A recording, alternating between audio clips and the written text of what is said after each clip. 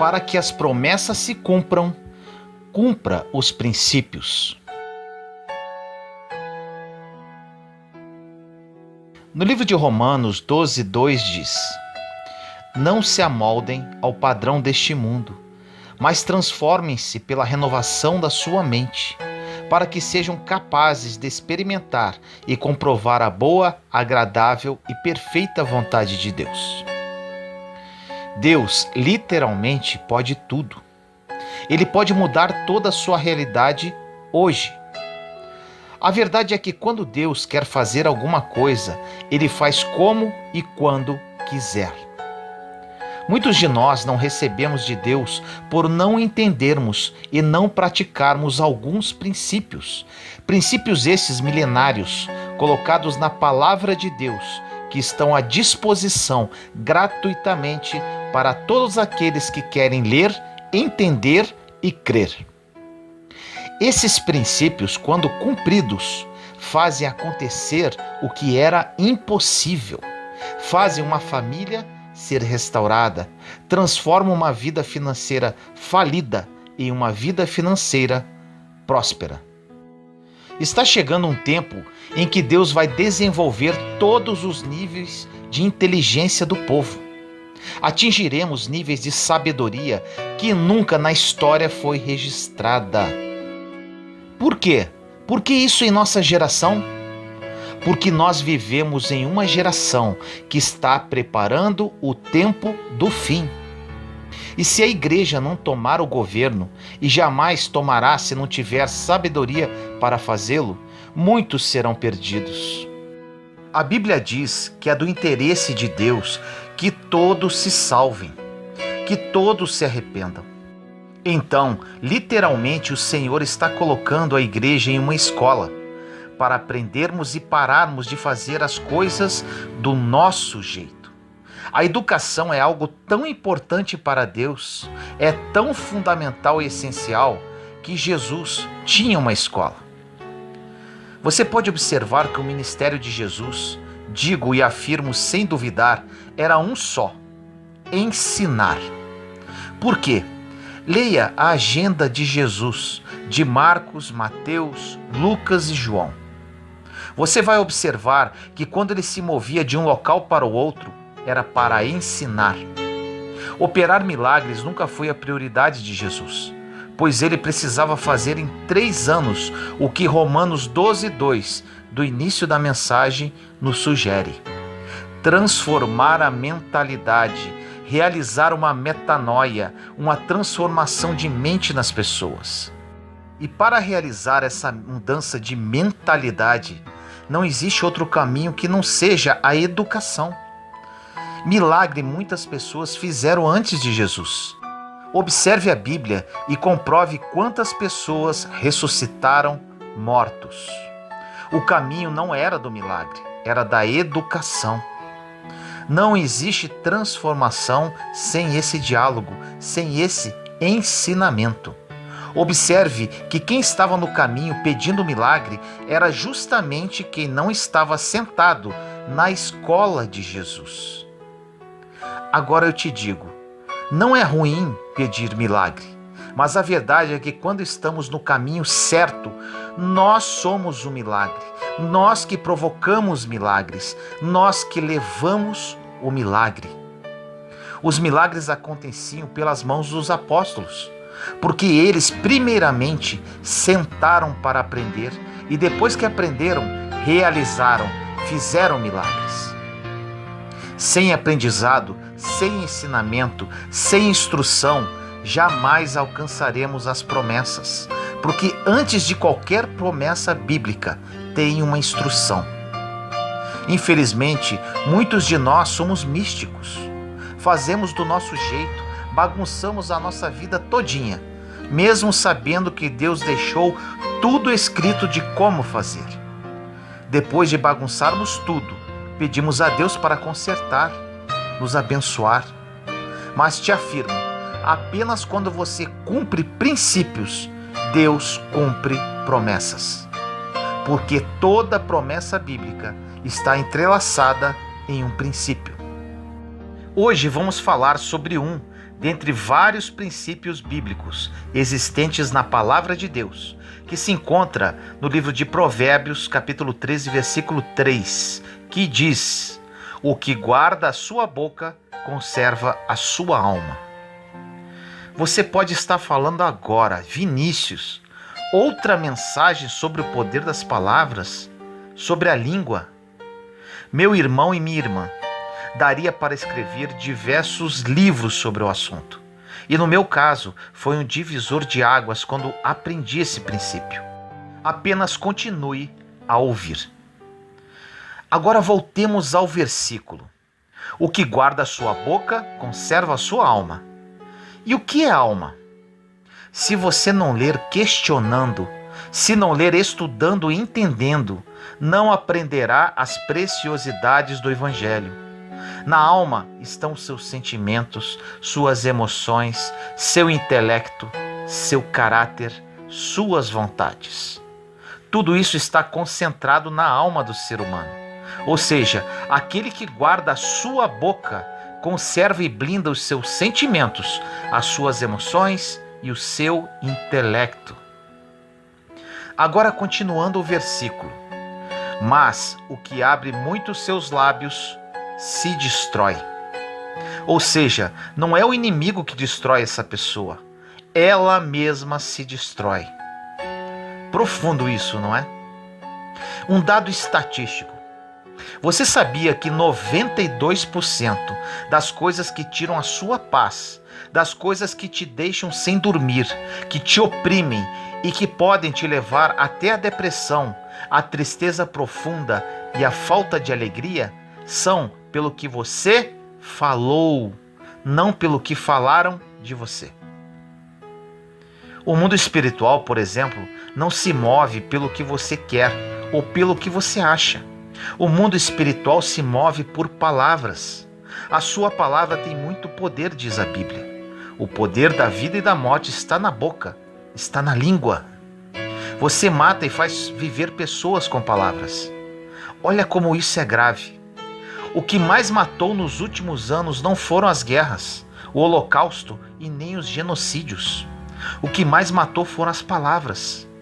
Filhos não falam com seus pais e os pais não falam com seus filhos por causa de palavras. Ovelhas saíram das igrejas e os pastores abandonaram suas ovelhas por causa de palavras. Casais se separaram e assim dividiram toda uma geração que estava por vir por causa de palavras. Nada mata mais no mundo do que as palavras. Para você mudar completamente a sua vida, você precisa alinhar o que fala com aquilo que Deus está desenhando para o seu futuro. Não é o que você quer, nem aquilo que você acha, é aquilo que você declara. A Bíblia diz que quando o arcanjo Miguel contendia com o diabo e disputava a respeito do corpo de Moisés, ele não ousou pronunciar juízo de maldição contra ele, mas disse: que o Senhor te repreenda. O mesmo Satanás que humilhamos, o arcanjo Miguel não ousou jogar uma palavra de maldição contra ele, contra Satanás, o príncipe das trevas, o destruidor das almas.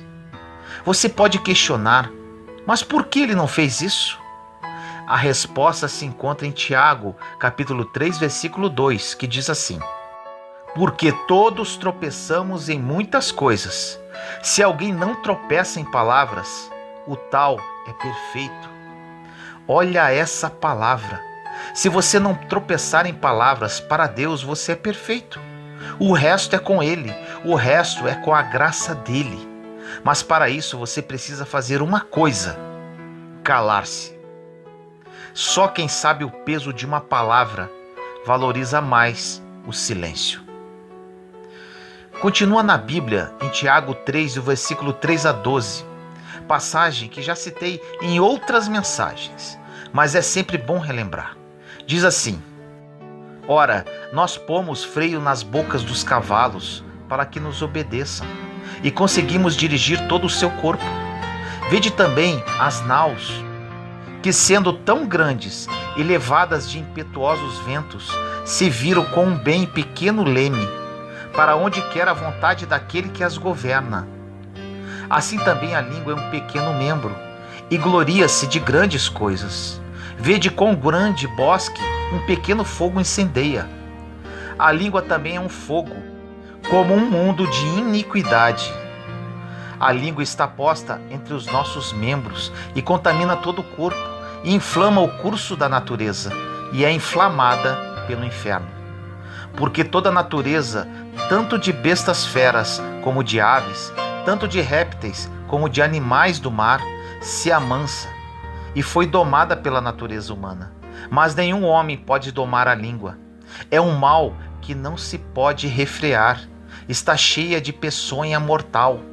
Com ela bendizemos a Deus e Pai, e com ela amaldiçoamos os homens, feitos à semelhança de Deus. De uma mesma boca procede bênção e maldição. Meus irmãos, não convém que isto se faça assim. Porventura deita alguma fonte de um mesmo manancial água doce e água amargosa? Meus irmãos, pode também a figueira produzir azeitonas ou a videira figos? Assim tampouco pode uma fonte dar água salgada e doce. Muitas, mas muitas pessoas entre nós já oraram e nunca foram atendidas. Pediram a Deus e nunca receberam. Muitas pessoas que estão entre nós já fizeram campanha, já fizeram tudo o que um cristão poderia fazer para receber alguma coisa e nunca foram atendidos. Agora eu te digo, existe um poder e um código atrás de cada palavra que sai da sua boca. Quando o arcanjo Miguel não ousou pronunciar palavras de juízo contra Satanás, é porque ele conhecia os princípios celestiais. Ele sabia que quem usa a boca para a água amargosa não poderá usá-la para a água doce. Quem usa a boca para amaldiçoar, quando quiser abençoar, não surtirá efeito. Quem usa a boca para falar mal, criticar e fofocar, quando for profetizar, simplesmente a promessa não se cumpre. Porque da mesma fonte jamais sairá água doce e salgada. Jamais sairá bênção e maldição ao mesmo tempo. Precisamos escolher hoje que tipo de fonte que será a nossa boca, porque a nossa vida poderá ser programada pelo que declaramos. Mas se a nossa palavra não tem mais poder no mundo espiritual, pelo que falamos anteriormente, vamos ficar tentando expulsar demônio e não vamos conseguir expulsá-lo. Vamos profetizar e não vai se cumprir. Vamos abençoar e ninguém será abençoado. Chegou o tempo em que nós necessitamos frear a nossa língua. A sabedoria habita em 4 lugares biblicamente. Os conselhos, Tiago 1,5, a prudência, Provérbios 8,12, na eternidade, Jó 28,12 e no silêncio. Essas são as formas de alcançar a sabedoria. Chegou um tempo que, como corpo de Cristo, seremos tão educados biblicamente que o nosso coração nunca mais pedirá nada a nosso favor. Sempre será a favor de alguém. Não teremos mais o que pedir para nós mesmos, porque quando você cumpre os princípios, as promessas se manifestam naturalmente, de uma forma tão intensa, tão poderosa, que vai invadir a sua casa, a sua descendência, os seus filhos e ainda os seus netos vão comer da bênção que sai das tuas mãos. Os pais impõe crenças limitantes, pensamentos negativos, maldições aos seus filhos quando falam grosseiramente, falando que eles não servem para nada. Se eu chamar você de feio agora, você vai rir de mim. Mas se uma alta hierarquia emocional, como pai, mãe, professor, tio, avô, chamar você de feio quando você tem 5 anos, você vai crescer cheio de complexos. Isso porque uma criança é uma esponja emocional. Ela não absorve com filtro como nós, adultos. Tudo que você fala contra seus filhos terá um efeito no futuro. Muitas pessoas, quando o filho é um adolescente, falam assim: meu Deus, aonde foi que eu errei? Onde foi que você errou? Ai, se Deus colocasse uma televisão e mostrasse tudo que você errou. Quando você está debaixo de uma confusão mental, você metralha com palavras e depois se arrepende. Mas infelizmente já falou. O inferno não está preocupado com o seu arrependimento. Só Deus está. O inferno já pegou a palavra que você falou e vai usá-la contra você. Como passamos 1 minuto de nossa vida falando mal dos outros? Ou vai dizer que você nunca fez isso? Deus deu uma boca para abençoar uma geração, uma boca para profetizar sobre a vida dos seus filhos, sobre o seu bairro, sobre sua cidade, sobre o Brasil. E para que estamos usando a nossa boca? Para as coisas que não estão na Bíblia, para as coisas que a Bíblia condena. Chegou o tempo de vivermos o Evangelho. O rei Saul foi um péssimo rei, mas Davi não abriu a boca para amaldiçoá-lo. E a promessa de Deus veio quando, aos 30 anos, ele recebeu a coroa e começou a reinar sem precisar abrir a boca contra Saul. Você não precisa falar de ninguém. Aquele que guarda a sua boca é perfeito, conforme diz em Tiago 3. Porque o silêncio é que vai fazer você cumprir o princípio que libera a promessa. No livro de Lucas, capítulo 4, versículo 36 diz: E veio espanto sobre todos, e falavam uns com os outros, dizendo: Que palavra é esta, que até aos espíritos imundos manda com autoridade e poder, e eles saem? E a sua fama divulgava-se por todos os lugares, em redor daquela comarca. Quando Jesus falava, ninguém dizia: gente, que pregação bonita, olha como ele se veste bem. As pessoas falavam: que palavra é essa? As pessoas vão te julgar pelas palavras que você fala. As pessoas vão saber quem é você pelo tipo de palavras que saem da sua boca. Nunca mais abra sua boca para amaldiçoar. Você não tem que cumprir essa missão, pois Satanás já está cuidando disso.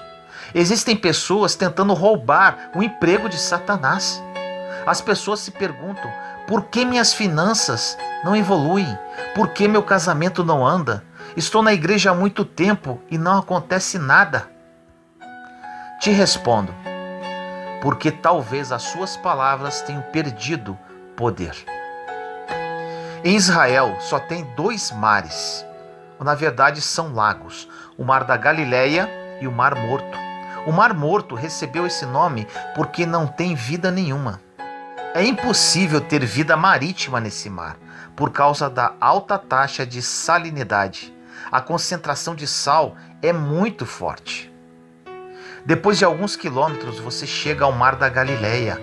Lá você vê barcos, quiosques, pessoas arrastando redes com peixes. E você questiona: meu Deus, qual a diferença de um para o outro? A diferença é que um tem água doce e o outro tem água salgada. Se você continuar sendo uma fonte de água salgada, amarga, não terá vida em você. Muitas pessoas terão que pedir perdão pelo que falou, cumprir os princípios biblicamente, para Deus cumprir as promessas. A partir de agora, meça suas palavras, controle sua boca, porque quem faz isso é perfeito. Essa mensagem, juntamente com as outras que falei sobre a boca e o poder das palavras, servem para mudar a sua vida para sempre.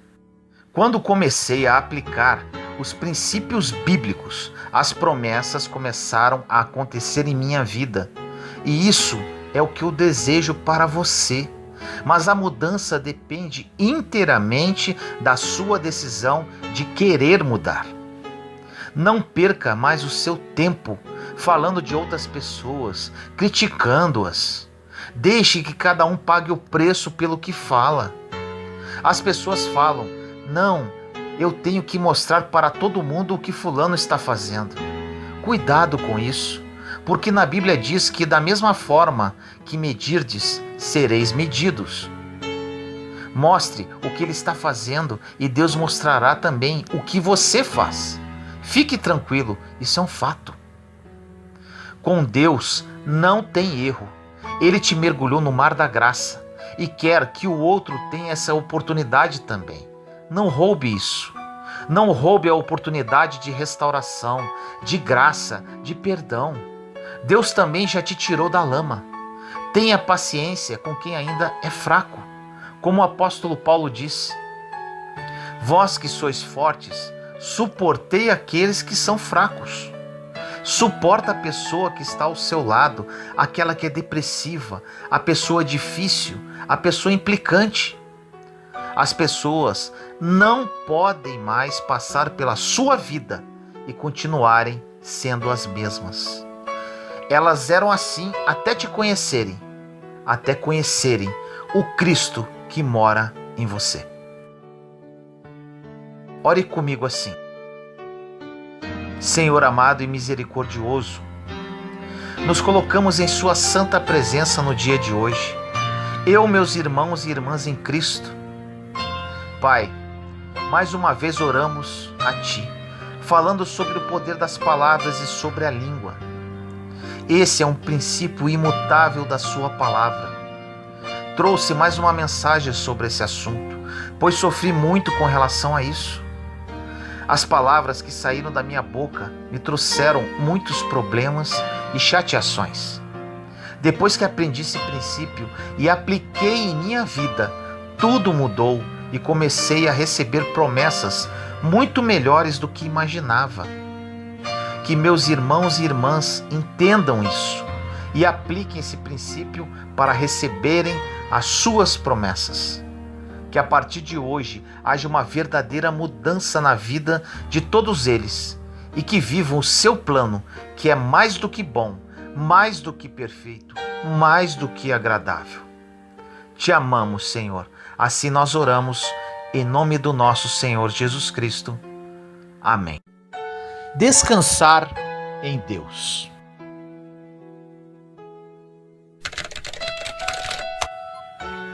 No livro de Mateus, capítulo 11, versículos de 28 a 30 diz: venham a mim, todos os que estão cansados e sobrecarregados, e eu lhes darei descanso. Tomem sobre vocês o meu jugo e aprendam de mim, pois sou manso e humilde de coração, e vocês encontrarão descanso para suas almas, pois o meu jugo é suave e o meu fardo é leve.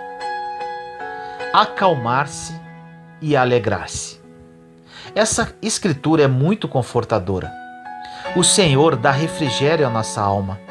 Nesta passagem, o próprio Jesus nos convida para nos dar refrigério, mas não refrigério para o nosso corpo, e sim para nossas almas. Podemos descansar fisicamente, porém nossa mente e nossa alma poderá continuar se movendo. O corpo descansa, mas internamente continuamos acelerados. Jesus diz para você e para mim hoje: se você estiver perturbado, venha a mim. Se você está cheio de problemas a resolver, venha a mim. Se você não sabe o que fazer, venha a mim.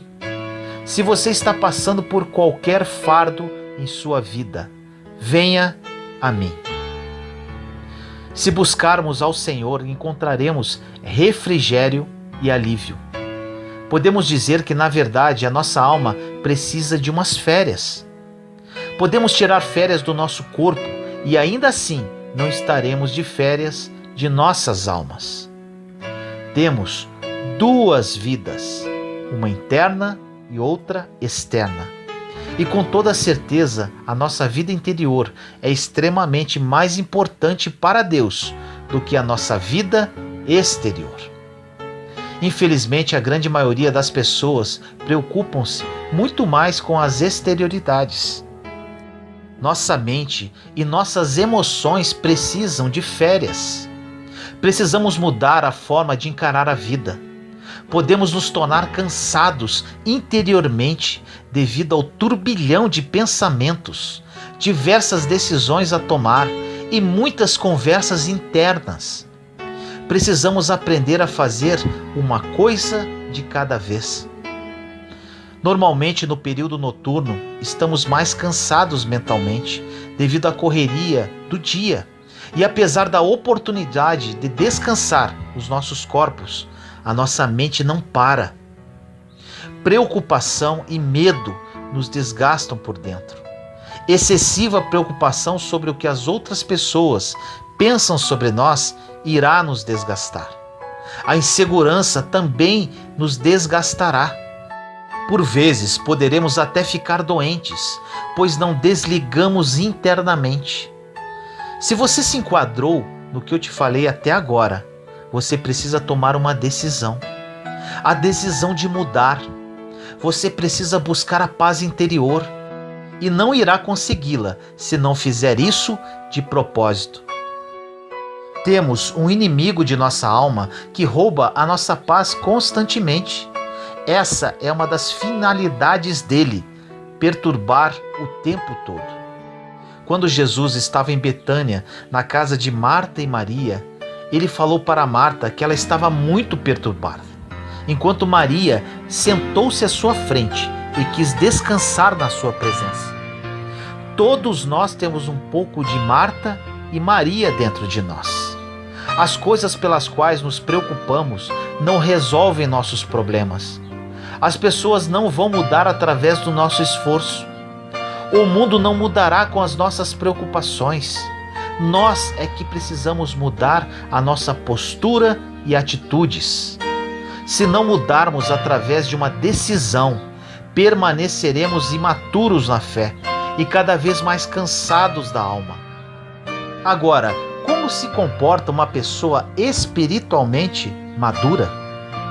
Uma pessoa madura na fé mantém uma postura calma, até mesmo nos momentos mais difíceis. São pessoas que não agem emocionalmente, nem por sentimentos. Agem, na verdade, pela fé. A palavra emoção quer dizer levantar-se e sair. Temos que parar de agir emocionalmente. Precisamos parar de seguir os instintos de uma forma descontrolada. Como seres humanos, possuímos diversas emoções, temos sentimentos. O que precisamos fazer é controlar esses impulsos emocionais, e isso somente conseguiremos com a ajuda do Espírito Santo. Nem tudo em nossa vida acontece como realmente gostaríamos, e nessas ocasiões ficaremos chateados. Isso é normal de acontecer com qualquer pessoa, até mesmo com aquelas de muita fé. O que não podemos é embarcar nesse sentimento de chateação. Infelizmente, a maioria das pessoas ficam facilmente chateadas. Às vezes começa com um pequeno desapontamento, que quanto mais falamos a respeito, mais ficamos incomodados, virando uma chateação com algo muito pequeno que não faria a menor diferença em nossa vida. No Salmo 94, versículos 12 e 13 diz: Como é feliz o homem a quem disciplinas, Senhor, aquele a quem ensinas a tua lei. Tranquilo enfrentará os dias maus, enquanto que para os ímpios uma cova se abrirá. Quando somos ensinados pelo Senhor, Ele nos disciplina para que tenhamos paz quando algo ruim acontece. Deus nos dá o poder para mantermos a calma em época de aflição. Quando somos devidamente disciplinados pelo Senhor, as circunstâncias imprevistas não incomodarão, pois saberemos lidar com qualquer situação, por pior que possa parecer. Não podemos permitir que as coisas do mundo incomodem a nossa vida. Se não mantivermos a calma, manteremos nossas mentes e almas perturbadas, e com isso não teremos ouvidos para ouvir a Deus. Se não mantermos a calma, não poderemos ouvir de Deus. Se não mantermos a calma, não poderemos operar com sabedoria. Quando estamos perturbados, tomamos decisões tolas que comprometerão ainda mais a nossa vida, ocasionando mais problemas. Quando estamos vivendo em um período de chateação, esse será o pior momento para tomar qualquer tipo de decisão. Grave isso. Nunca tome uma decisão quando estiver chateado, pois essa decisão será tomada no calor das emoções. E como sempre falo, vivemos pela fé e não pelas emoções e sentimentos. Se vivermos pelas emoções, será derrota atrás de derrota. Vivi assim por muito tempo. Jesus é nosso grande exemplo. Ele não se conformou com o mundo e andou no Espírito. Quando estava cansado, ele se afastava das multidões e retirava-se para um lugar para descansar, orar e ficar sozinho. Jesus tirava um tempo para ele. E por que não devemos fazer isso também? Por muitas vezes, mesmo precisando se retirar, deixamos as necessidades das pessoas nos controlar e nos manipular. Deixamos pessoas controlarem as nossas vidas. Precisamos parar de ficar preocupados com a opinião dos outros a nosso respeito. Não podemos nos matar para manter relacionamentos com certas pessoas que não estão se importando conosco na mesma proporção com a qual nos importamos com elas. Isso não quer dizer para nos afastarmos dessas pessoas, mas sim orar por elas e deixar de alguma forma Deus trabalhar na vida de cada uma. Deixamos a preocupação tomar conta da nossa vida e, na maioria das vezes, preocupações que não farão diferença nenhuma em nossa caminhada. Olhe para os seus problemas e preocupações e diga: eu vou sobreviver. No livro de Colossenses, capítulo 1, versículo 11 diz: sendo fortalecidos com todo o poder, de acordo com a força da sua glória, para que tenham toda a perseverança e paciência com alegria.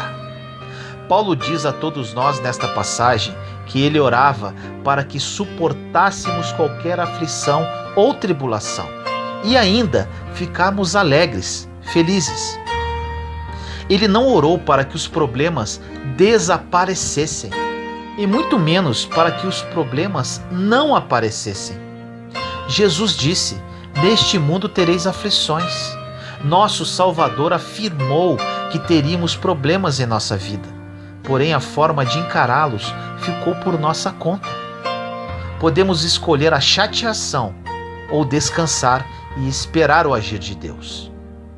Em Colossenses 3,12 diz: portanto, como povo escolhido de Deus, santo e amado, revistam-se de profunda compaixão, bondade, humildade, mansidão e paciência.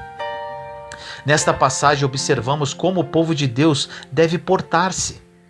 Você considera-se um escolhido de Deus? Então mude a sua postura, mude o seu rumo. Tenha uma postura interior de um filho escolhido de Deus. Precisamos parar de viver uma vida miserável, cheio de pena de nós mesmos, culpando a tudo e a todos pelos nossos problemas. Precisamos parar de se envolver com os problemas de outras pessoas. Ficamos tão focados em tentar resolver problemas alheios, e isso pode prejudicar o nosso relacionamento com Deus. Precisamos parar de tentar consertar o que não nos compete consertar. Envolver-nos em problemas alheios irá trazer chateações em nossa vida. Deus nos dá diariamente, gratuitamente, uma dose de graça. Ele não nos dará a graça que pertence a outra pessoa. Viver o hoje com respeito ao amanhã roubará o nosso hoje. Desacelere, tenha bom ânimo, faça uma coisa de cada vez, descanse e desfrute da vida que Jesus morreu por você. No livro de João, capítulo 14, versículo 27 diz: deixo-lhes a minha paz lhes dou, não a dou como o mundo a dá. Não se perturbem os seus corações, nem tenham medo. Quando ler a Bíblia, preste atenção nos verbos. Nesta passagem fica claro que a paz de Jesus já é nossa. Ele já nos deu, porém cabe a nós buscá-la. Essa paz não cai do céu como pozinho mágico. Precisamos buscá-la, persegui-la. Para viver essa paz em nossa vida, precisamos mudar os nossos objetivos. Chega de aborrecimento, de raiva, de preocupação, de chateação. Lembre-se desta frase para sempre. Não são as circunstâncias que nos chateiam, mas nós que nos chateamos pelas circunstâncias. Repito, não são as circunstâncias que nos chateiam, mas nós que nos chateamos pelas circunstâncias. Descanse em Deus e siga em frente. Senhor amado, entro em sua santa presença neste momento, Pai. Estamos aqui, seus filhos e filhas em oração, buscando a sua face. Muitos de nós, Senhor, estamos cansados da mente e da alma. Por mais que tentemos descansar fisicamente, nossa voz interior não para. Chega, Pai. Não queremos viver assim, pois sabemos que precisamos entregar as nossas preocupações no seu altar. Descansar e viver a vida que Jesus morreu por cada um de nós. Perdoe-nos, Pai, pela nossa ingratidão. Jesus derramou o seu precioso sangue no madeiro e estamos aqui atordoados, reclamando e cheios de ansiedade. Ajude-nos, Senhor, pela ação do seu Espírito Santo, a acalmar nossos corações aflitos e oprimidos. Somente a sua misericórdia e graça que poderá nos sustentar. Hoje, Pai, estamos dispostos a mudar a nossa atitude e comportar-nos como verdadeiros cristãos. Assim nós oramos em nome do nosso Senhor Jesus Cristo. Amém. É como se você estivesse ligado a uma fonte de energia. Se desligar, você morre. Estar na presença de Deus precisa se transformar no seu principal hábito, para que Ele verdadeiramente esteja em primeiro lugar na sua vida. No livro de Mateus 6,33 diz: busquem, pois, em primeiro lugar o reino de Deus e a sua justiça, e todas essas coisas lhes serão acrescentadas. Por muitas vezes, ao invés de buscarmos o reino em primeiro lugar, buscamos os benefícios do reino. E simplesmente é impossível obter os benefícios do reino se não temos o reino. Buscamos a Deus primeiramente e, consequentemente, as coisas nos procuram. É bem assim que acontece.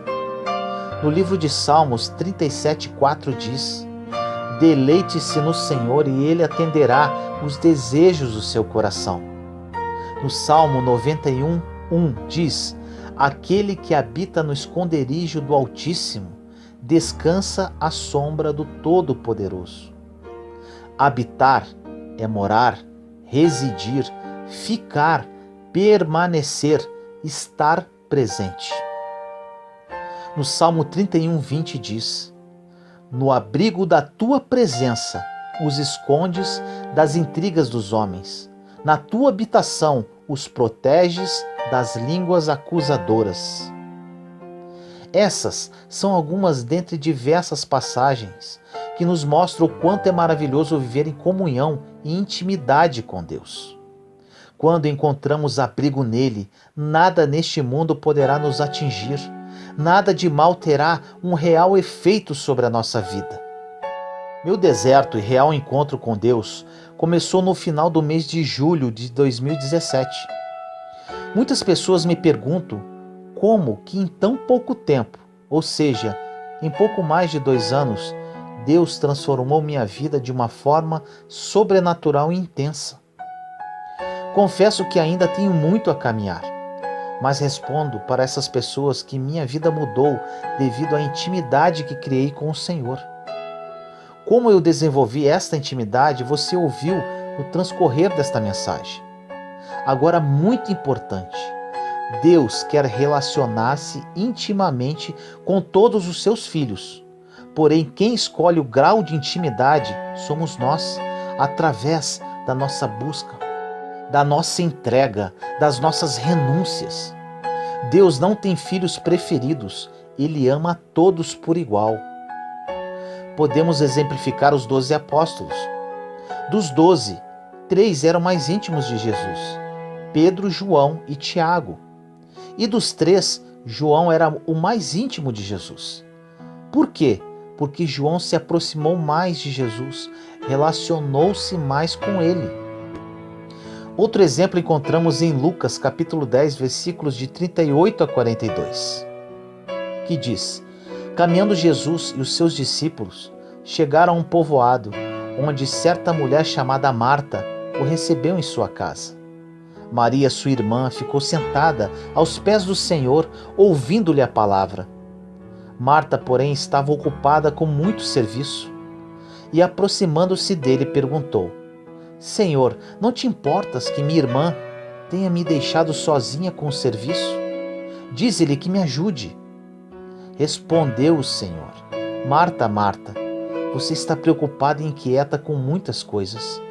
Todavia, apenas uma é necessária. Maria escolheu a boa parte, e esta não lhe será tirada. Marta estava preocupada com muitas coisas e Maria escolheu a única coisa que importava. Há tempo para o trabalho e há tempo para adorar.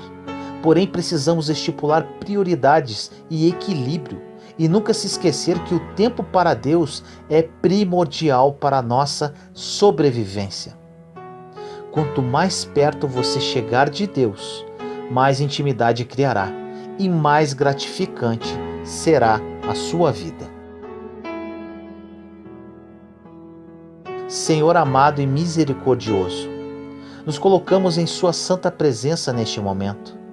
Peço a Ti, Pai, que através desta mensagem, meus irmãos e irmãs em Cristo criem a consciência que para uma real mudança de vida precisam criar intimidade contigo.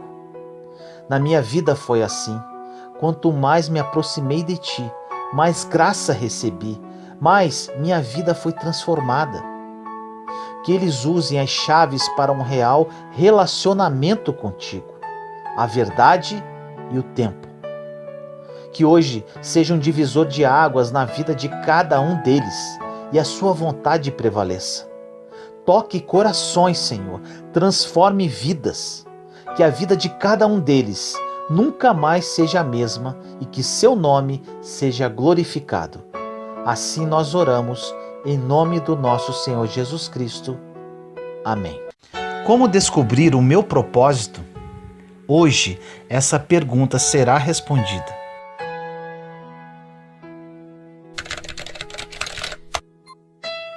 No livro de João, capítulo 15, versículos de 1 a 2 diz: Eu sou a videira verdadeira e meu pai é o agricultor. Todo o ramo que estando em mim não dá fruto, ele corta, e tudo que dá fruto, ele poda, para que dê mais fruto ainda. Deus tem um plano para cada um de nós. Deus criou cada um de nós com um objetivo. Você tem uma missão que desde a época que você nasceu, você carrega contigo, mesmo que você ainda não saiba. E as confusões da vida, emocionais, mentais, sentimentais e espirituais, acontecem quando você não está devidamente alinhado com este propósito, com esta missão que Deus tem para você. Existem propósitos específicos e existem propósitos universais. Por exemplo, amar uns aos outros não é um propósito específico, mas sim universal, coletivo, pois todos nós temos a missão de amar uns aos outros. Agora, uns foram chamados para ensinar, e isso é um propósito específico, no qual Deus deu um dom, uma habilidade, um talento para aquela pessoa ensinar. Outros recebem outros dons, como cantar, falar em público, desenvolver alguma profissão específica. E aqui entramos em algo que vai falar ao seu coração. Uma grande porcentagem das pessoas e grande parte dos cristãos até hoje não descobriram o seu propósito. vivem uma vida indo de lá para cá, tentando descobrir o propósito da sua vida. Mas eu tenho uma boa notícia. Existe um princípio imutável da palavra de Deus que vai te ajudar a passar para um próximo nível em sua vida, que vai ajudar a você a se tornar uma pessoa com resultados. Quero ajudar você a descobrir o seu propósito de vida e caminhar nos planos perfeitos de Deus. Algo importante que você precisa saber: você é julgado e medido pelas pessoas devido a seus resultados. Mas aí você pode falar: mas o importante é ter um bom coração. Sim, com certeza, para Deus sim. Mas você não prega para Deus, você não evangeliza Deus, você não profetiza para Deus. Você faz isso para as pessoas, e as pessoas somente enxergam o que está diante dos seus olhos. Por isso, você precisa ser uma pessoa de resultados na vida, não para impressionar a Deus, até porque Deus não se impressiona com nada do que você possa ter ou fazer, mas para impressionar as pessoas através da palavra que sai da sua boca, através do seu testemunho de vida, através dos frutos e resultados que são evidentes devido à ação de Deus em você. Pare de falar, mas o que importa é o que Deus acha de mim. É claro que importa, para Deus e para as pessoas. Enquanto estamos na terra, precisamos ter resultados que comprovem a ação de Deus em nossa vida para as pessoas. É assim que elas, através da sua vida, se aproximarão de Deus. Muitos cristãos são muito extremistas e dizem: Deus só vê o coração, então não quero saber da minha aparência, da minha vida financeira, não importa a minha vida aqui na terra, pois em breve Jesus voltará. Realmente, é tudo verdade. Jesus voltará e Deus somente enxerga o coração. Mas a palavra de Deus não diz que você precisa abandonar o restante. Você precisa sim ter resultados. Então vamos lá.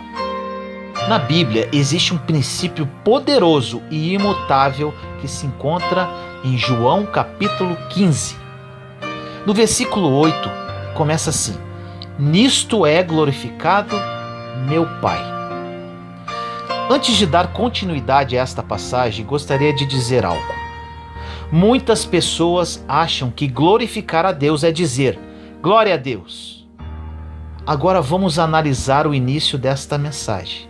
Ela diz: nisto é glorificado meu Pai. Ou seja, só existe uma forma de glorificar ao Pai. E com certeza não é proclamando glória a Deus ou toda a honra e toda a glória seja dada ao Senhor. Porque como Deus vê o coração, às vezes a sua boca fala, mas o seu coração está longe, como diz o profeta Isaías. As palavras desta passagem são do próprio Jesus. Ele próprio nos ensina esse princípio imutável. Continuemos no versículo.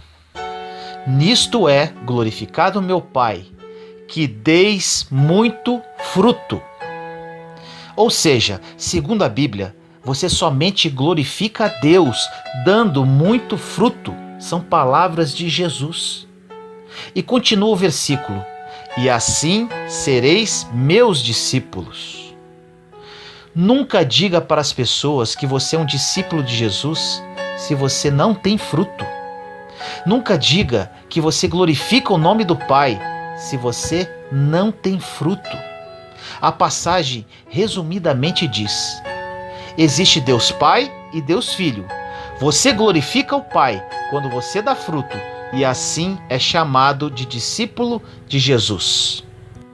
Muitas pessoas glorificam a Deus dizendo: toda a honra e toda a glória ao Senhor. Agora eu vou te falar algo muito forte. As suas palavras não dizem nada se você não tem frutos para respaldá-las. E como posso dar fruto? Que fruto é esse? Você pode perguntar. Vamos agora ao versículo 1 e 2 citados no início da mensagem. Diz assim: Eu sou a videira verdadeira e meu pai é o agricultor. Todo ramo que estando em mim não dá fruto, ele corta, e todo que dá fruto, ele poda, para que dê mais fruto ainda. Nós somos os ramos conectados à videira. Quando não damos fruto, o pai corta. Mas quando damos frutos, somos podados da mesma forma, para dar mais frutos. Por isso, nunca podemos reclamar das podas de Deus, porque qualquer poda que venha de Deus é para te fazer crescer. Logo, os problemas da vida, as situações difíceis, não vieram para destruir, mas sim para limpar, podar, porque o crescimento vai continuar. No versículo 3 diz: Vocês já estão limpos pela palavra que lhes tenho falado. Te pergunto, qual é a tesoura que poda? Como diz o versículo, a palavra. Quanto mais você se expõe à palavra, mais limpo você fica. Quanto mais você se expõe à palavra, mais fé você tem, porque a fé vem pelo ouvir, e ouvir a palavra de Deus. Bem, está muito boa esta mensagem. Mas e daí? Você pode perguntar, qual o segredo da frutificação? O segredo da frutificação está apenas em uma palavra, e a partir de agora ela será repetida várias vezes nos versículos seguintes. No versículo 4 diz: Permaneçam em mim, e eu permanecerei em vocês. Nenhum ramo pode dar fruto por si mesmo, se não permanecer na videira. Vocês também não podem dar fruto se não permanecerem em mim. Os ramos que somos nós não podemos dar fruto se não permanecermos conectados à videira, em Jesus. Se desconectarmos da videira, morremos, pois é a videira que alimenta os ramos. Nos versículos 5 e 6 diz: Eu sou a videira, vocês são os ramos. Se alguém permanecer em mim e eu nele, esse dá muito fruto, pois sem mim vocês não podem fazer coisa alguma. Se alguém não permanecer em mim, será como o ramo que é jogado fora e seca. Tais ramos são apanhados, lançados ao fogo e queimados. Este versículo diz algo muito interessante. Em outras versões diz que os ramos são apanhados, lançados ao fogo e queimados pelos homens e não por Deus. Ou seja, se você não quiser estar conectado à videira, você cai e começa a secar, porque não está mais sendo alimentado. Quem te joga no fogo depois disso é o homem. O grande segredo para você glorificar ao Pai e ser discípulo de Cristo Jesus é frutificar. E para isso você precisa apenas estar conectado à videira, permanecer. Permanecer significa ficar, persistir, insistir, manter-se, continuar, não desistir. Quem alimenta o ramo é a videira, Jesus Cristo. E quem cuida da videira é o agricultor, Deus Pai. Em tudo isso você precisa fazer apenas uma coisa: permanecer. Independente das tuas lutas, dos teus problemas, se você foi traído, está sendo humilhado, está desempregado, está doente, está com problemas familiares graves. Eu não sei o que você está vivendo hoje na sua vida, mas por pior que seja a situação, eu te digo hoje, com toda a minha fé, apenas permaneça, fique, persista, mantenha-se, continue e nunca desista. Acredite. Agora olha esse versículo. Versículo 7 diz: Se vocês permanecerem em mim e as minhas palavras permanecerem em vocês, pedirão o que quiserem e lhes será concedido. Aqui existe algo incrível. Aí você pode perguntar: quer dizer então que eu posso pedir o que quiser?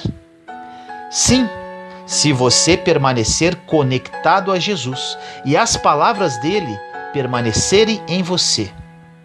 Mas eu te garanto uma coisa: esse tudo que você pode pedir, se você estiver devidamente conectado à videira e permanecer na palavra, nunca serão coisas fúteis e para o seu deleite. Serão coisas apenas para glorificar o nome dele, para ajudar outras pessoas. Isso é maravilhoso.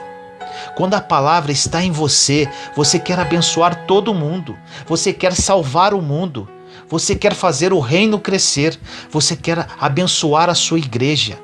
Você não quer nada para você. O nosso único trabalho para dar fruto é permanecer, porque nós já fomos enxertados na videira. Não fomos nós que escolhemos Jesus, mas foi Ele que nos escolheu. Não tivemos nem o trabalho de escolher, porque Deus já sabia o que era melhor para nós. Precisamos apenas permanecer, porque permanecendo, resistindo, continuando, não olhando para trás, não desanimando, você vai começar a frutificar. Frutificar não é um esforço que você faz, mas sim é natural de um ramo que está conectado à videira. Qualquer ramo que esteja conectado não precisa de uma habilidade especial, porque ele dará fruto. Agora, por que na Bíblia diz para não nos preocuparmos com o dia de amanhã? Porque ramo não se preocupa com o sol que está sobre a videira, é o agricultor que cuida. Quando você começa a se preocupar com as coisas da vida, você está tirando a função do agricultor. Quando está muito sol, o agricultor vai cuidar. Quando está muita chuva, ele vai proteger. Quando está seco, ele rega. Já tem alguém que já cuida de tudo para você. Você precisa apenas permanecer. Continua, espera, fica. Mas Vinícius, não aguento mais, estou pensando em desistir de tudo. A única coisa que o inimigo de nossa alma pode fazer contra os ramos é fazê-los acreditar que eles podem desistir. Agora eu te digo, você não pode desistir, pois você precisa dar fruto.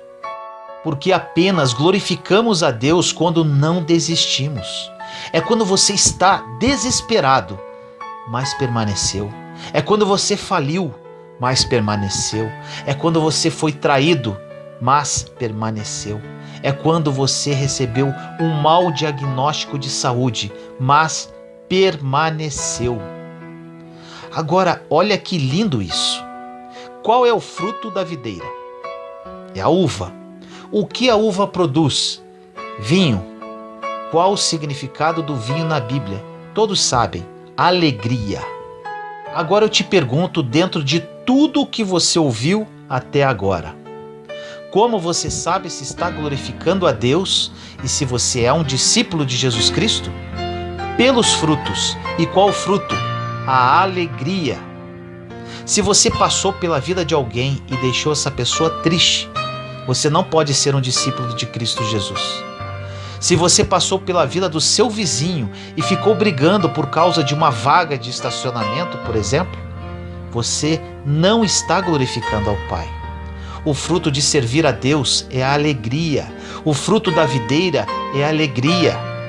Se por onde você passar não deixar as pessoas mais felizes, mais leves, mais alegres, você não está dando fruto. Não está glorificando ao Pai.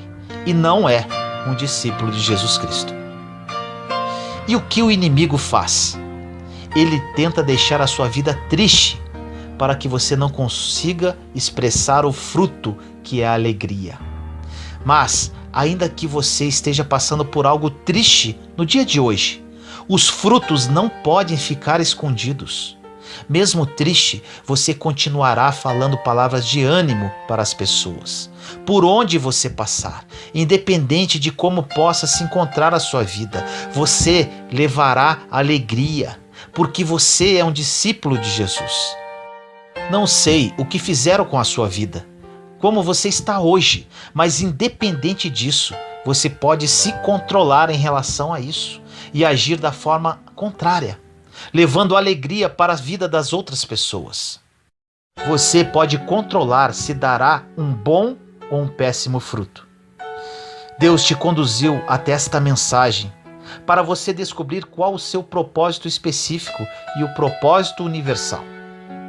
Um dos propósitos universais já citamos: amar uns aos outros. O outro, dar frutos através da alegria. Todas as pessoas, sem exceção, que querem glorificar a Deus com a sua vida, precisam dar frutos. Creio que você esteja incluso nisso. Você deseja glorificar a Deus, ser reconhecido como discípulo de Jesus Cristo. E para isso, repito, você precisa dar frutos. E para dar frutos, você precisa apenas permanecer, porque o restante Deus já está fazendo por você. Ou você acha que pode superar essa situação terrível sozinho? Ou você acha que possui sabedoria suficiente para vencer essa crise financeira? Você acha que não tem o agricultor te podando, regando, adubando, cobrindo você nos dias de sol, protegendo das chuvas? Você acha que conseguirá sozinho? Porque na Bíblia diz: sem mim nada podereis fazer. Você hoje precisa tomar uma decisão. Ou você será lembrado como uma pessoa murmuradora, que reclama de tudo, que perturba a vida dos outros, que onde chega as pessoas saem, pois o ambiente fica pesado e tenso. Ou será lembrado como uma pessoa que, ao chegar, as pessoas olham e falam entre si: a alegria chegou. Enfim, chegou alguém que glorifica o Pai, que é discípulo de Jesus Cristo. Mas Vinícius, e o meu propósito específico? Se você ainda não sabe qual é o seu propósito de vida, apenas permaneça conectado à videira. Se você está devidamente conectado a Jesus, já estará dando os frutos universais, ou seja, amando o próximo, levando alegria por onde passa, entre outros. Te afirmo, é apenas uma questão de tempo para o Senhor revelar ao seu coração qual o seu propósito de vida. Vai por mim e creia na palavra, apenas permaneça. Se você está alegre apenas quando tudo está correndo bem em sua vida, qual a diferença que você tem para os publicanos ou pecadores? A Bíblia diz que se você ama apenas quem ama você, que recompensa você terá? Se você cumprimenta apenas quem cumprimenta você, que recompensa tereis? Deus chama hoje uma geração frutífera, que produz, que dá fruto, uma geração que tem resultado em todas as áreas da vida, porque quem permanecer conectado na videira, é impossível não frutificar. As pessoas vão olhar para você por causa dos seus resultados, dos frutos. As pessoas vão convidar você para alguma coisa por causa dos frutos. As pessoas serão seus amigos ou seus inimigos por causa dos frutos. Porque o mesmo fruto que atrai amigos provoca inimigos. Quando você começa a abençoar muitos, causará inveja em muitas pessoas. Deus chamou você para dar frutos, porque é assim que glorificamos ao Pai. Deus não quer que você seja próspero em todas as áreas da sua vida por causa de você. Deus quer que você seja bem-sucedido em todas as áreas para glorificar o nome dEle, para que você seja discípulo de Jesus Cristo. O homem vê o que está diante dos seus olhos, os resultados. Nunca despreze o valor dos resultados, o valor dos frutos. Deus te chamou para ser um homem e uma mulher frutíferos. Você terá frutos financeiros, frutos familiares, frutos espirituais, ministeriais. Você terá frutos por onde passar, porque você nunca vai desistir, vai permanecer e os frutos vão começar a chegar. Os frutos virão e todas as pessoas perceberão que você é um discípulo de Jesus Cristo. todas as pessoas saberão que você glorifica o nome de Deus, e não porque você diz glória a Deus, mas por causa dos seus frutos, dos seus resultados. Ninguém mais passará pela sua vida a partir de hoje sem sentir alegria, sem sentir paz. Não existe dia triste para quem frutificou na alegria. Existem dias pesados, dias que nos destroem.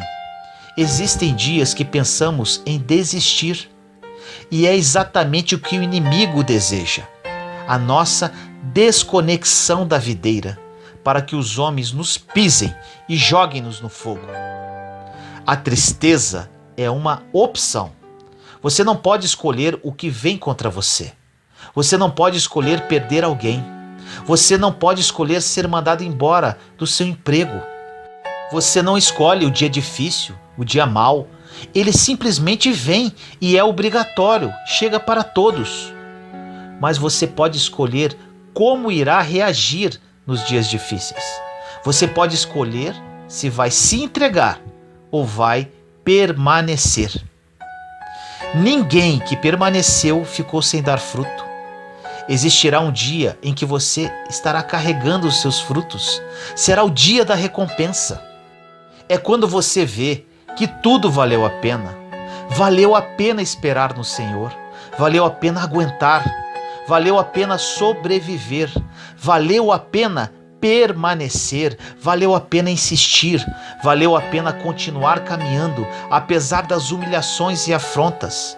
Valeu a pena, mesmo quando você achava que não aguentava mais, mas suportou.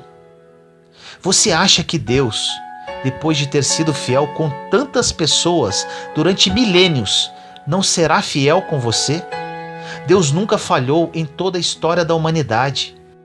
Todas as vezes que você observou um homem ou uma mulher de Deus falharem, não foi porque Deus permitiu a falha, mas porque eles resolveram se desconectar da videira.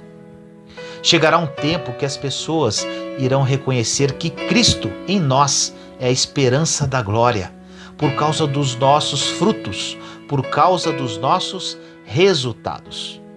Agora, grave isso. O resultado não tem a ver com você, pois toda a bênção que Deus dá envolve muitas pessoas, é coletiva. Assim aconteceu com Abraão.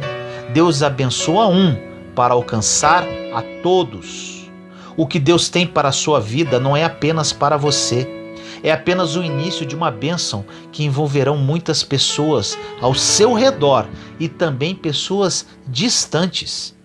Os frutos que você vai carregar é para todo mundo. É por isso que virá em grande quantidade. O primeiro milagre de Jesus em Caná da Galileia foi transformar água em vinho. O casamento durava dias e o vinho havia acabado. E juntamente com isso acabava a alegria. Jesus pediu para trazer talhas e mandou enchê-las de água. Aquela água se transformou em vinho. O maître disse: "Vocês deixaram o melhor vinho para o final?" Agora eu te digo, Jesus não transformou aquele melhor vinho para dizer que tudo o que ele fazia era bom. Jesus fez isso porque cada um dá aquilo que tem. Em Jesus não tem nada mais ou menos. Em Jesus não tem nada para baixo. Quando você pede algo para ele, ele só sabe dar o melhor, porque é o que ele carrega. Não existe fruto na sua vida que vai apodrecer se você permanecer conectado na videira, porque dele só sai o melhor fruto, só sai o melhor vinho. Os melhores resultados estarão nas mãos do povo de Deus, os melhores empregos, as melhores redes sociais, os melhores destaques. Agora eu te digo, você pode estar sofrendo com muitos ataques, sofrendo muitas tentações, passando por muitos problemas, passando por dificuldades sem tamanho. Enquanto você não desistir e permanecer conectado à videira, prepara os teus celeiros, porque os frutos vão chegar e em grande quantidade.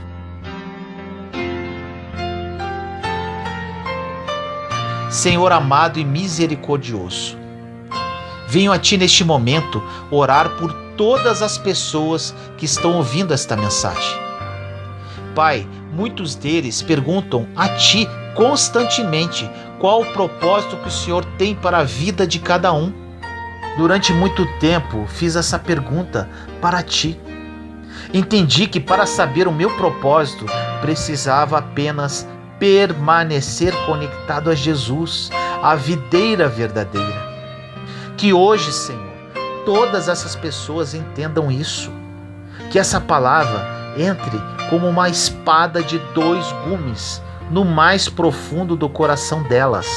E que a partir de hoje elas apenas permaneçam e desenvolvam o fruto da alegria.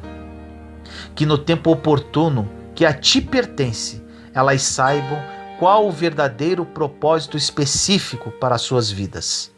Assim eu oro, em nome do nosso Senhor Jesus Cristo. Amém. O poder das palavras. Tudo o que você precisa saber sobre as palavras que saem da sua boca.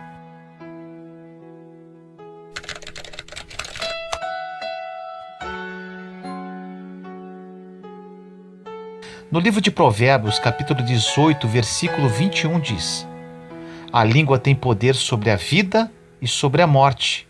Os que gostam de usá-la comerão do seu fruto. As palavras são cheias de poder. Elas podem curar ou podem ferir. Podem ministrar morte ou podem ministrar vida.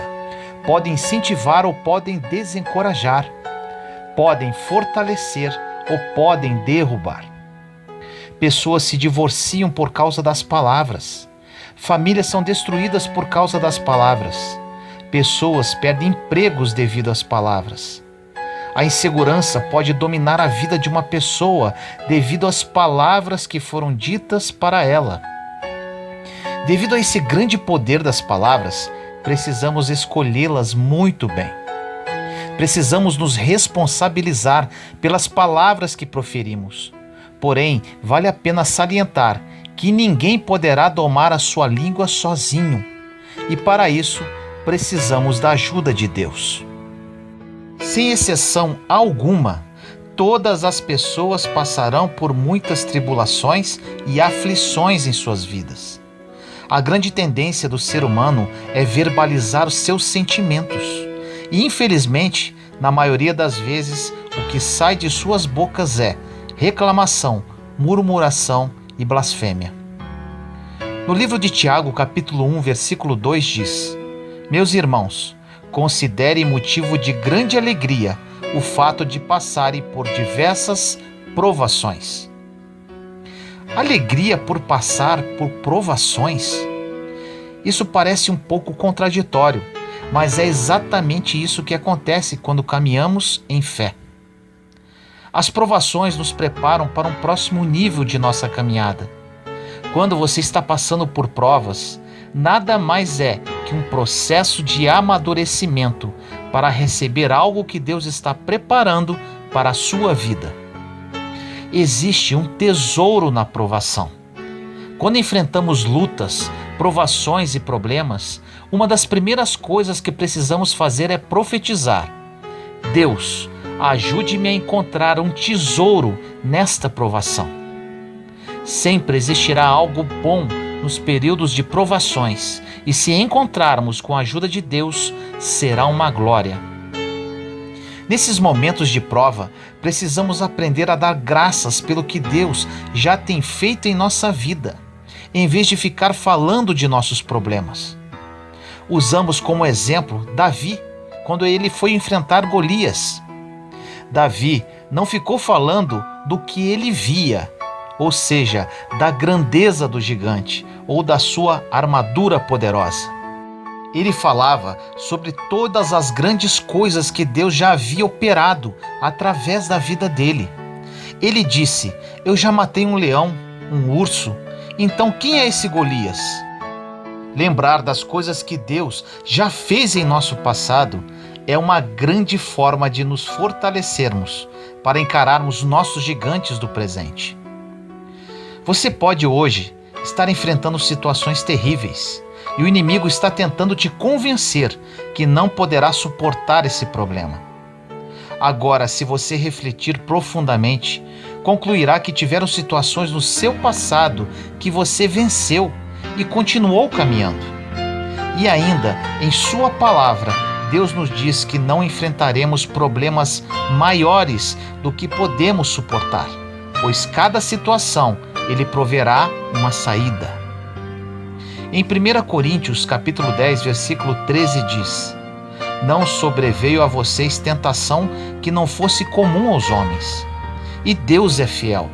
Ele não permitirá que vocês sejam tentados além do que podem suportar. Mas, quando forem tentados, Ele lhes providenciará um escape para que o possam suportar. Nunca diga, não tem saída, isso é demais para mim. O que você proclama através da sua boca poderá lhe trazer mais fraqueza dia após dia. Aprenda a acreditar no que a palavra de Deus diz. E ao invés de proclamar derrota, proclame a palavra. Diga, conforme diz em Filipenses 4,13, tudo posso naquele que me fortalece. O Senhor nunca irá nos abandonar. Podemos passar por qualquer deserto com Jesus. Precisamos aprender a usar as palavras como aliadas e não como inimigas. Na grande maioria das vezes, falamos mais do que o inimigo está fazendo do que Deus está operando em nossa vida. Não precisamos falar de medo, mas precisamos falar de fé. As palavras são poderosas. Suas palavras podem liberar anjos para ajudá-lo. Ou suas palavras poderão liberar o medo, trazendo ainda mais problemas para a sua vida.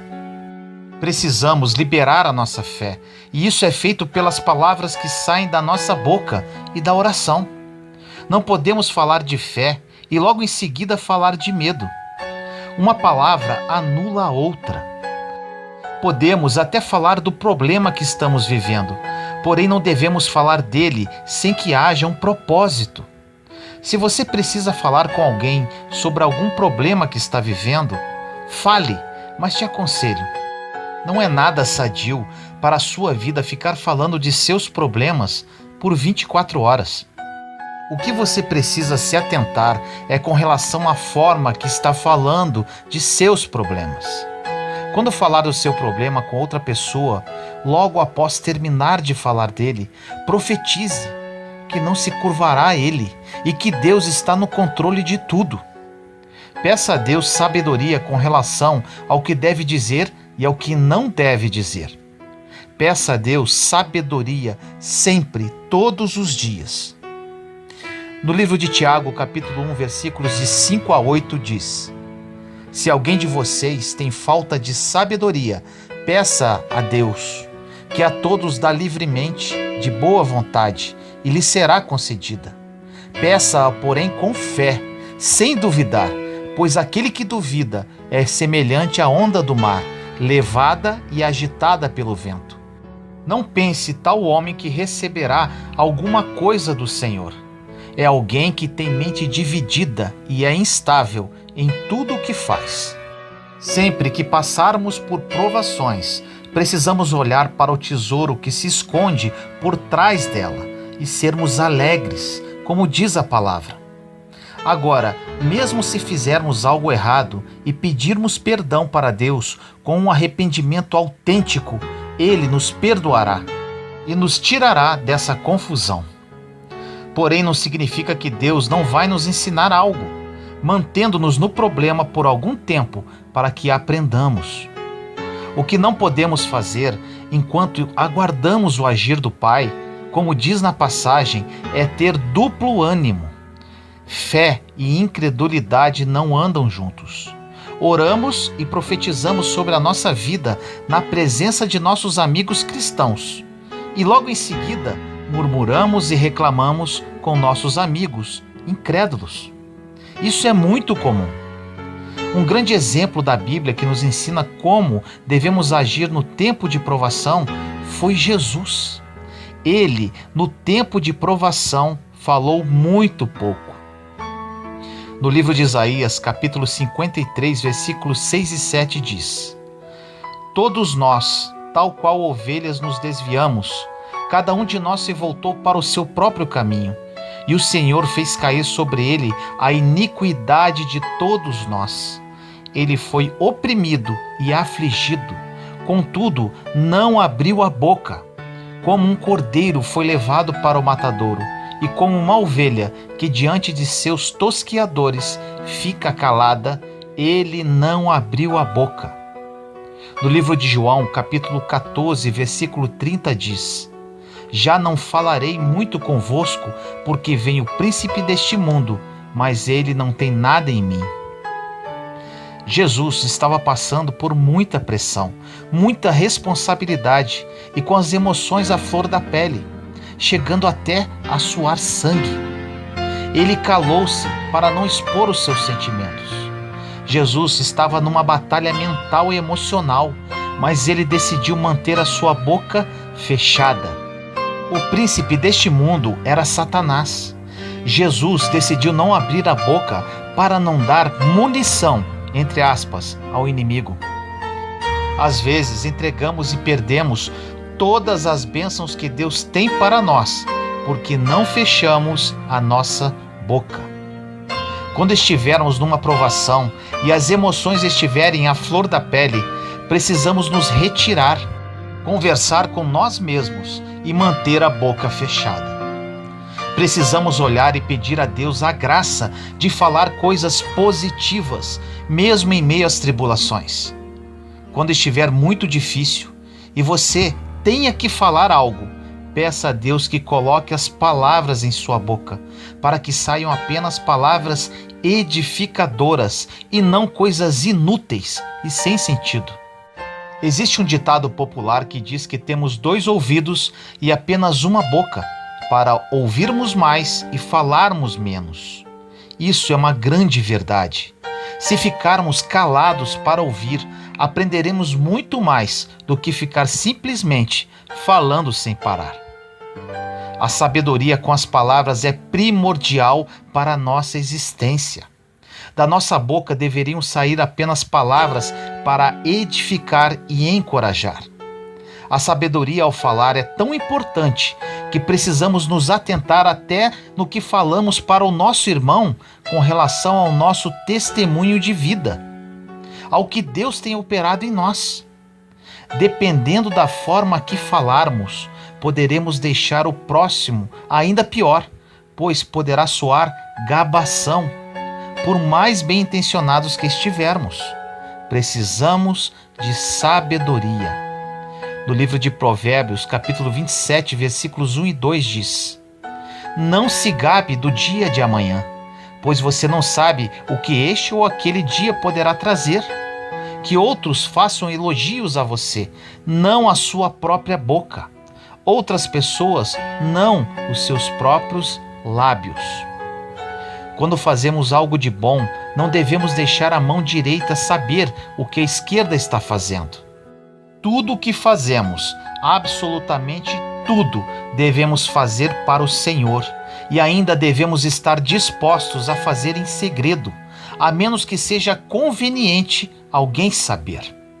Precisamos de sabedoria. Quantas coisas falamos para alguém para que ela nos olhe com admiração? Se aprendemos a manter as coisas entre nós e Deus, seremos muito abençoados, a não ser que Ele nos dê permissão para compartilhar. Precisamos criar intimidade com Deus, para que Ele confie a nós os seus segredos, para que Ele nos ensine quando é tempo de dizer as coisas e quando é tempo de não dizer.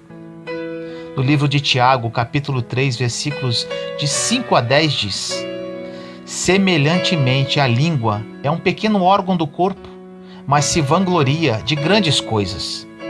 Vejam como um grande bosque é incendiado por uma simples fagulha. Assim também a língua é um fogo, é um mundo de iniquidade. Colocada entre os membros do nosso corpo, contamina a pessoa por inteiro, incendeia todo o curso de uma vida, sendo ela mesma incendiada pelo inferno. toda espécie de animais, aves, répteis e criaturas do mar. Doma-se e é domada pela espécie humana. A língua, porém, ninguém consegue domar. É um mal incontrolável, cheio de veneno mortífero. Com a língua bendizemos ao Senhor e Pai, e com ela amaldiçoamos aos homens, feitos à semelhança de Deus. Da mesma boca procedem bênção e maldição. Meus irmãos, não pode ser assim. Os maiores problemas que saem de nossas bocas: murmuração, reclamação, palavras negativas. No livro de Efésios, capítulo 4, versículo 29 diz: nenhuma palavra torpe saia da boca de vocês, mas apenas o que for útil para edificar os outros, conforme a necessidade, para que conceda graça aos que a ouvem.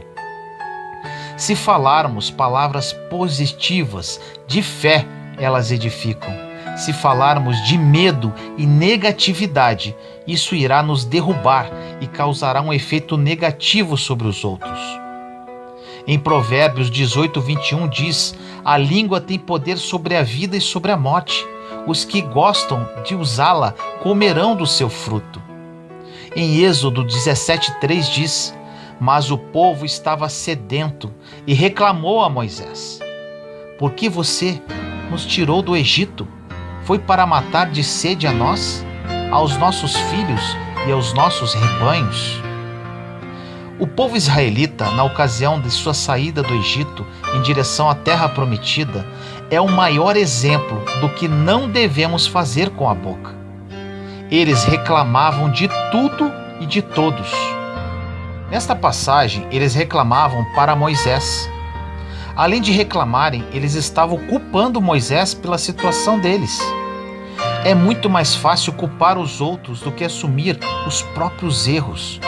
Isto é muito comum no meio cristão. No livro de Êxodo acontece algo interessante. No capítulo 16, o povo de Israel estava morrendo de fome. E no capítulo 17, eles estavam morrendo de sede. Ou seja, nunca estavam satisfeitos com nada e sempre arrumavam uma razão para reclamar. Você conhece alguém assim? No livro de Números, capítulo 21, versículos 4 e 5 diz: partiram eles do Monte Hor, pelo caminho do Mar Vermelho, para contornarem a terra de Edom. Mas o povo ficou impaciente no caminho e falou contra Deus e contra Moisés, dizendo: por que vocês nos tiraram do Egito para morrermos no deserto? Não há pão, não há água, e nós detestamos esta comida miserável. Percebemos que o povo israelita não precisava de milagres, mas sim de maturidade espiritual. É isso que acontece com muitos de nós na caminhada da fé. Se Deus não der um milagre e não tivermos maturidade espiritual, quando tivermos outro problema, teremos que ter outro milagre, e assim por diante. Agora, se tivermos maturidade, seremos sempre os mesmos, não importando as circunstâncias. E este é o objetivo de Deus em nossas vidas, pois Ele não quer bebês, mas sim pessoas maduras na fé. Se tivermos um coração ranzinza, não há milagre que baste. Vamos acabar reclamando até do milagre que recebemos. No livro de Números, capítulo 21, versículo 6 diz: então o Senhor enviou serpentes venenosas que morderam o povo e muitos morreram. Esse é o resultado que o povo israelita recebeu. Ou seja, murmurar, reclamar, resmungar, não apreciar os milagres de Deus, encontrar falhas nos outros, igual porta aberta para as serpentes, igual mordeduras, igual morte. Em Números 21:7 diz: o povo foi a Moisés e disse: pecamos quando falamos contra o Senhor e contra você. Ore pedindo ao Senhor que tire as serpentes no meio de nós. E Moisés orou pelo povo. Precisaram aproximadamente 23 mil pessoas morrerem para o povo criar consciência do que estavam fazendo. Esta foi a consequência da sua reclamação. Deus não quer fiéis que murmurem e reclamem. Fiéis a Deus não fofocam, nem julgam, nem criticam. As palavras que saem de nossa boca têm o poder para impactar as nossas vidas, bem como das pessoas ao nosso redor. Em Provérbios 12:18 diz: o falador fere com golpes de espada, a língua dos sábios, porém, cura. Em Mateus 12:33 diz: considerem, uma árvore boa dá bom fruto, uma árvore ruim dá fruto ruim, pois uma árvore é conhecida por seu fruto. Nesta passagem de Mateus, podemos observar uma conexão coração versus boca. O que estiver em nosso coração em abundância vai sair pela nossa boca. Se tivermos meditando muito com relação a alguma coisa, vai sair pela nossa boca. No livro de Mateus, capítulo 12, versículos 34 a 37 diz: raça de víboras, como podem vocês, que são maus, dizer coisas boas? Pois a boca fala do que está cheio o coração. O homem bom do seu bom tesouro tira coisas boas, e o homem mau do seu mau tesouro tira coisas más. Mas eu lhes digo que, no dia do juízo, os homens haverão de dar conta de toda a palavra inútil que tiverem falado. Pois por suas palavras você será absolvido, e por suas palavras será condenado. É isso que acontece quando abrimos a nossa boca. Algo vai sair de lá, bom ou ruim, e dependendo do que seja, ficará difícil e complicado de consertar. Precisamos de sabedoria. Existem muitas conversações ociosas que servem apenas para preencher espaço. Dizemos muitas coisas estúpidas que não fazem bem a ninguém. E normalmente isso acontece quando estamos passando pelas provas, que servem, na verdade, para nosso amadurecimento. Agora, questões importantes para você nunca mais esquecer. Se puder, anote e cole num lugar bem visível na sua casa, como lembrete. Primeiro, pare de murmurar e reclamar. Segundo, sua boca existe por uma razão: glorificar a Deus e edificar os homens. 3. Pare de julgar, criticar e fofocar. Importante, cada pessoa faz o que bem entender e o que quiser da sua própria vida, e não devemos nos envolver com isso. Deus fala, não é da sua conta o que as pessoas estão fazendo. É diante de mim que elas vão cair e ficar no dia do julgamento. E você não deve se preocupar. Isso não é da sua conta. 4. Ouça mais e fale menos. Você tem 2 ouvidos e apenas uma boca. 5. Peça sabedoria a Deus com relação às palavras que saem da sua boca. 6. Somente dê a sua opinião se alguém permitir, mas mesmo assim, que seja algo edificante e libertador. As pessoas querem liberdade para tomar as suas próprias decisões. As pessoas precisam de liberdade. 7. Evite conflitos, discussões, desuniões, desarmonias e discórdias. Normalmente tudo isso ocorre através de palavras mal colocadas. Espero que essa mensagem tenha falado ao seu coração. Vamos nos unir como um corpo de Cristo forte, edificando uns aos outros, amando uns aos outros e renovando a nossa mente à luz da palavra de Deus, para nos tornarmos cristãos de referência, caminhando sempre em amor e fé.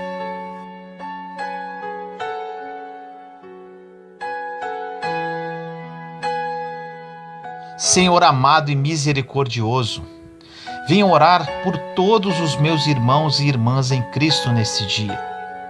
Tive muitos problemas em minha vida devido à minha língua. Sofri muito para me libertar deste mal, Senhor, para que as palavras que saíssem da minha boca fossem apenas palavras vindas diretamente de Ti. Existem muitos de seus filhos hoje, Pai, que sofrem desse mal. Dê sabedoria a todos eles, Senhor, e que hoje seja um recomeço na vida de cada um com relação às palavras pronunciadas. Que essa mensagem fale aos corações e que o corpo de Cristo seja coeso e forte, caminhando sempre em união, fé e amor. Assim eu oro em nome do nosso Senhor Jesus Cristo. Amém. Juntos somos fortes. Compartilhe esta mensagem para que mais pessoas sejam edificadas. Inscreva-se no canal e acione o sininho para ser notificado de novos vídeos. Te amo em Cristo Jesus.